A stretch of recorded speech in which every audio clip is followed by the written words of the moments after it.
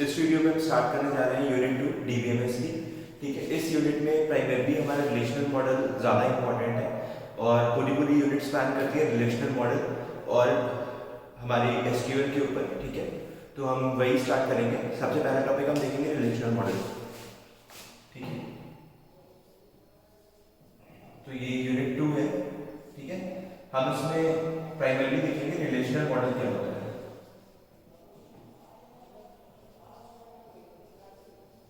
अभी तक यूनिट 1 में हमने देखा था ईआर मॉडल के बारे में और मैंने बताया था कि अगर किसी को भी हमें सुपरफिशियली समझाना है कि हमारा डेटाबेस कैसा है, ठीक है, किसी यूजर को हमें दिखाना है तो कंसेप्चुअल डिजाइन के लिए हम बनाते हैं ईआर डायग्राम। ठीक है, लेकिन अगर इम्प्लीमेंटेशन लेवल की बात करें कि हम कैसे एक डेटाबेस को पूरी तरीके से इंप्लीमेंट कर सकते हैं, तो इम्प्लीमेंटेशन हम लोग करते हैं रिलेशनल मॉडल का यूज करके। ठीक है, अब रिलेशनल मॉडल में कीवर्ड है हमारा रिलेशनल।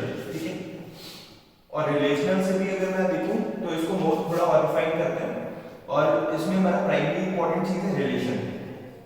ठीक है, रिलेशन क्या होता है ये जानना काफी इंपॉर्टेंट है।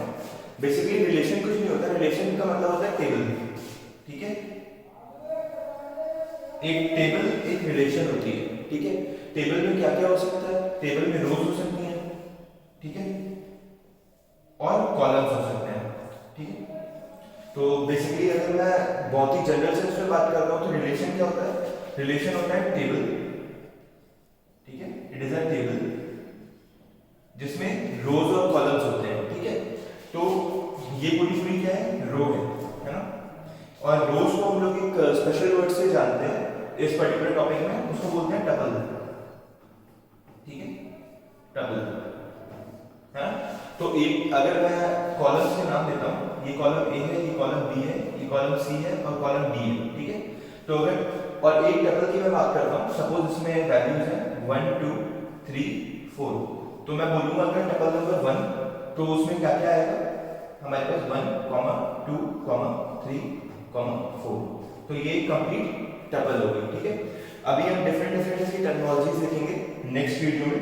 ठीक है, कि एक्चुअली इस टेबल हेडर्स को हम लोग क्या कहते हैं, ठीक है, और कैसे पूरा डिजाइन होता है, ये सारी चीजें हम नेक्स्ट वीडियो में देखेंगे। उससे पहले थोड़ी बात कर लेते हैं कि रिलेशनल मॉडल हम लोग यूज क्यों करते हैं। एक जनरल आउटलुक देना जरूरी था कि एक्चुअल में रिलेशन क्या होता है। ठीक है, अब हम थोड़ी एडवांटेजेस देख लेते हैं कि रिलेशनल मॉडल को हम लोग क्यों यूज करते हैं।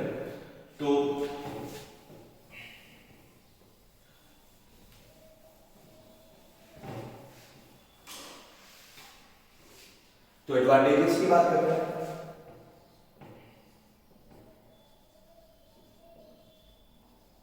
अगर मैं पहले एडवांटेज की बात करूं तो सिंस टेबल्स है और टेबल्स के ऑपरेशन करना बहुत इंट्यूटिव होता है। ठीक है, हम लोग डेली लाइफ में अगर हम एक टेबल अगर हम देखें किसी भी बुक को रीड करते हैं तो उसमें मल्टीपल टेबल्स भी होती हैं।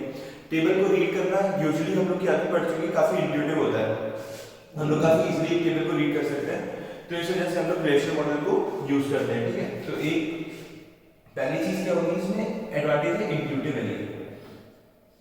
ठीक है, इंट्यूटिव है तो हम बहुत इजीली एक टेबल बना सकते हैं, डिसाइड कर सकते हैं क्या क्या उसमें कॉलम्स होंगे। ठीक है, तो अगर मैं एक एग्जांपल देता हूं, सपोज हम एक टेबल बनाते हैं एक पर्सन के लिए। ठीक है, एक पर्सन के लिए टेबल बनाते हैं, तो इस टेबल में क्या है, डिफरेंट पर्सन हम लोग एडजस्ट कर सकते हैं। तो हम इस टेबल का नाम क्या रखेंगे, पर्सन, है ना, एक पर्सन टेबल बनाई हमने, उसमें कॉलम्स क्या क्या हो सकते हैं, एक तो इसका नेम दिखा सकता है, ठीक है, एक इसकी एज दिखा सकता है, एक इसका जेंडर दिखा सकता है और एक इसका एड्रेस दिखा सकता है, और फिर इसमें डिफरेंट एंट्रीज कर करके हम लोग डिफरेंट टपल्स बना सकते हैं। ठीक है, तो अगर देखो तो ये कितना इंट्यूटिव प्रोसेस था। मैंने पर्सन सोचा, सीधा मुझे एट्रीब्यूट्स मिल गए, उसके एट्रीब्यूट्स को मैंने कॉलम की हेडिंग बना दिया और ये पूरा टेबल हमारे पास रेडी हो गई। तो मैं कह सकता हूँ काफी इंट्यूटिव होता है और सेकेंडली काफी सिंपल होता है। ठीक है, सिंपलिसिटी इसकी काफी ज्यादा एक एडवांटेजेस में काउंट होती है। ठीक है, सिंपलिसिटी। ठीक, अब सिंपलिसिटी ज्यादा अच्छे से एक्सप्लेन करेंगे तब जब हम लोग जॉइंट्स वगैरह पढ़ेंगे। ठीक है, तो मतलब इवन एक कॉम्प्लेक्स ऑपरेशन जैसे कि जॉइन है उसको भी टेबल से करना काफी आसान होता है, तो ये भी रिलेशनल मॉडल की एडवांटेज होगी। ठीक है, थर्ड एडवांटेज की होती है स्ट्रक्चरल इंडिपेंडेंस, ठीक है, स्ट्रक्चरल इंडिपेंडेंस। तो इसका मतलब क्या है?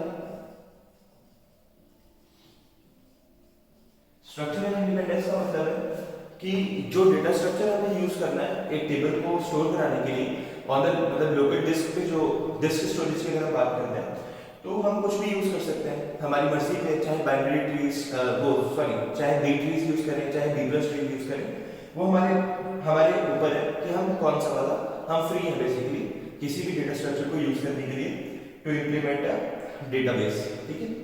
अच्छा, फोर्थ एडवांटेज की हम बात करते हैं, ठीक है। अगर बड़ी बड़ी कंपनियां जो थी, ठीक है, अभी तो काफी कुछ रिप्लेस हो रहा है हमारे पास नो एसक्यूएल डेटाबेसेस है, ठीक है, जिसमें अलग तरीके से थोड़ी वर्किंग होती है, बट एक टाइम पे सारा का सारा रिलेशनल मॉडल पे ही बेस्ड था, है ना, और हम लोग SQL एसक्यूएल को यूज करते थे प्राइमरली, तो स्केलेबल बहुत ज्यादा था। उसका रीजन यही था कि इट वाज हाईली स्केलेबल, तो मतलब बहुत ज्यादा डेटा भी अगर हमें स्टोर करना है तब भी हम इसको यूज कर सकते हैं, ठीक है, स्केलेबल, ये स्केलेबल था, ठीक है। अच्छा, और एडवांटेजेस की बात करें तो इसमें क्वेरी प्रोसेसिंग काफी आसान होती है, क्वेरी प्रोसेसिंग आसान होती है, ठीक है, कि अगर तुम्हें कोई क्वेरी लिखनी हो, अभी हम लोग जब रिलेशनल अलजेब्रा, रिलेशनल कैलकुलस और आगे की चीजें देखेंगे, ठीक है, तो हम देखेंगे कि क्वेरी को लिखना, सोच पाना बहुत इजी होता है, ठीक है, कि कैसे, जैसे अगर मैं एक एग्जांपल देता हूँ, सपोज यहाँ पे 1 2 3 4, ठीक है, इस पर्टिकुलर जो बंदा 1 है उसकी एज क्या है, 2 है। अगर मुझे सिलेक्ट करना हो, ठीक है, कि एज 2 वाले सारे के सारे बंदे सिलेक्ट करने हैं, तो मैं सिंपली क्या करूंगा, सिर्फ और सिर्फ इस एट्रीब्यूट के ऊपर फिल्टरिंग कर दूंगा, ठीक है, जितने भी वैल्यूज 2 से बड़े या फिर इक्वल होंगे वो सारे के सारे मेरे रिजल्ट में आ जाएंगे, ठीक है। अभी हम लोग जब रिलेशनल अलजेब्रा पढ़ेंगे तो ये चीज और अच्छे तरीके से क्लियर हो जाएगी। तो बेसिकली ये सारे एडवांटेजेस है रिलेशनल डेटाबेस के, ठीक है। अब हम कुछ डिसएडवांटेजेस भी डिस्कस कर लेते हैं कि डिसएडवांटेज क्या हो सकती है रिलेशनल मॉडल को यूज करने की। 2 डिसएडवांटेजेस लिमिटेड है बट है तो हमें देखनी पड़ेगी।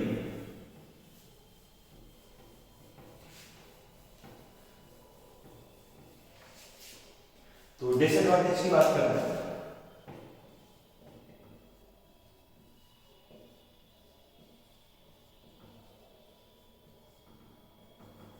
तो डिसएडवांटेज ये हो सकती है कि अभी जैसे मैंने तुमसे बोला था कि 1 या 2 टेबल बनाना मतलब सोच पाना काफी इजी होता है, बट सपोज अगर थाउजेंड्स ऑफ टेबल्स हो जाएंगी तो उसको मैनेज करना थोड़ा सा डिफिकल्ट हो सकता है, ठीक है, कमरसम हो सकता है, ये हमारे पास कैन गेट कॉम्प्लेक्स, ठीक है, कि स्मॉल जब तक कम नंबर ऑफ टेबल्स हैं तब तक ऑपरेशंस करना काफी इजी होता है, बट जैसे ही इंटरकनेक्टेड टेबल्स आ जाएंगी उसमें हमारे पास थोड़ा सा डिजाइन इसकी कॉम्प्लेक्स हो सकती है, ठीक है। सेकेंडली क्या है कि इस मॉडल में, ठीक है, इस मॉडल में क्वेरी प्रोसेसिंग जब ये कॉम्प्लेक्स हो जाता है तब थोड़ी सी डिफिकल्टी होती है, ठीक है।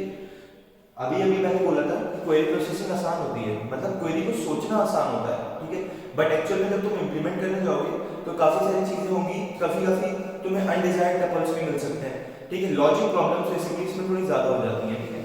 तो कैन गेट कॉम्प्लिकेटेड, कॉम्प्लेक्स है, कॉम्प्लिकेटेड हो सकता है ये, ठीक है। तो ये सारी इसकी डिसएडवांटेजेस में काउंट होती है, ठीक है। हाँ, तो हाँ, और अगर डिसएडवांटेजेस की हम बात करते हैं तो एक डिसएडवांटेज ये है कि अभी हमने डिस्कस किया था टेबल स्ट्रक्चर को, तो टेबल स्ट्रक्चर में क्या था, हम पहले डिफाइन कर रहे थे कॉलम्स को, ठीक है, कॉलम्स या फिर एट्रीब्यूट्स को हम डिफाइन कर रहे थे। तो हमें क्या करना होता है, जब हम एक एट्रीब्यूट को, एक कॉलम को डिफाइन कर रहे होते हैं तो हमें बताना होता है कि वो कितनी मेमोरी लेगा, ठीक है, हमें कितनी मेमोरी उसके लिए इनिशियलाइज करनी है। तो basically size of attribute should be known before it, ठीक है, size of attribute should be known, ठीक है, साइज ऑफ एट्रीब्यूट हमें पता होना चाहिए। अच्छा, एक एडवांटेज और है जो कि मैं कहूंगा सबसे ज्यादा इंपॉर्टेंट है ना, तो इसमें क्या हो सकता है, डेटा रिडंडेंसी हो सकती है, ठीक है, टेबल्स में डेटा रिडंडेंसी, ठीक है, रिडंडेंसी या फिर डुप्लीकेसी, ठीक है, बट रिडंडेंसी थोड़ा सा ज्यादा इसके ग्रामर को मैच करता है इस पर्टिकुलर टॉपिक के, तो रिडंडेंसी लिखते हैं यहाँ पे, डेटा रिडंडेंसी, ठीक है। तो ये प्राइम डिसएडवांटेजेस होगी हमारे पास ऑफ रिलेशनल डेटाबेसेस, ठीक है। तो अगर मैं डिसएडवांटेजेस में रैंकिंग की बात करता हूँ, सबसे पहले हमें ये लिखना चाहिए कि डेटा रिडंडेंसी होती है इसमें। सेकंड मैं ये लिखूंगा size of data, size of attribute हमें पता होना चाहिए। थर्डली कॉम्प्लेक्स होता है, और फोर्थली कॉम्प्लिकेटेड होता है, ठीक है। कॉम्प्लेक्स क्यों होता है? क्योंकि जब बहुत सारी टेबल्स हो जाती हैं तब क्वेरी को लिख पाना काफी डिफिकल्ट हो जाता है, ठीक है, सोच पाना काफी डिफिकल्ट होता है, इस वजह से वो कॉम्प्लेक्स हो जाता है।